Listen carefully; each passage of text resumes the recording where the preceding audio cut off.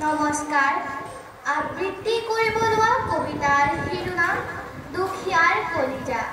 কবি কলাগুৰু বিষ্ণুপ্ৰসাদ ৰাভা। দুখীয়াৰ কলিজা নিঙাৰি লওঁ, টুপি টুপি তেজ শুহি শুহি পিয়, ৰুকি ৰুকি মম চুবাই খাওঁ, কুৰুকি হাড় কেইডালো চুবাওঁ। হুঁচিয়াৰ হুঁচিয়াৰ, ধনী মহাজন জমিদাৰ, হুঁচিয়াৰ হুঁচিয়াৰ।